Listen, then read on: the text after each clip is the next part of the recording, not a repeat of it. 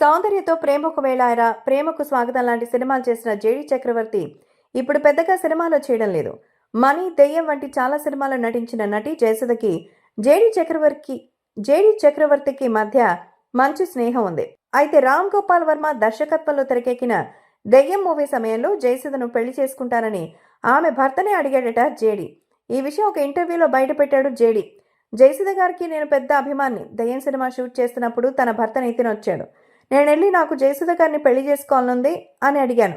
అతను 6'3" height, lock కొడితే 3 నెలల వరకు లేవలేం. అయినా ఛాన్స్ తీసుకున్నా. నేను సరదాగా మాట్లాడతానని ఆయనకు తెలుసు. నేను అలా అనేసరికి అతను ఒక డేట్ చెప్పి ఆ రోజు చేసుకో అన్నారు. నేను ఆశ్చర్యపోయే ఎందుకు అని అడిగాను. ఆ రోజు మా పెళ్లి రోజు ఒకటే ఉంటుంది, భర్త మారతాడన్నాడు. అతని సెన్స్ ఆఫ్ హ్యూమర్కి షాక్ అయిపోయానంటూ చెప్పుకొచ్చారు నటుడు జేడి చక్రవర్తి.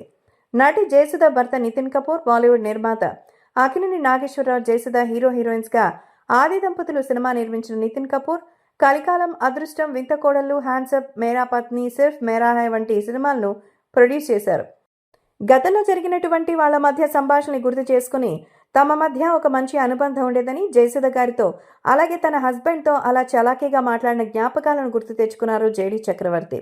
ఒక విలన్గా క్యారెక్టర్ని స్టార్ట్ చేసి మరి సినిమా కెరియర్లో ఎన్నో అద్భుతమైనటువంటి రోల్స్ చేసిన జేడి ఇప్పుడు కూడా నెగటివ్, పాజిటివ్ అనే డిఫరెన్స్ లేకుండా సపోర్టింగ్ ఆర్టిస్ట్గా కూడా చేస్తూ సినిమా లైఫ్ని ఎంజాయ్ చేస్తున్నారు.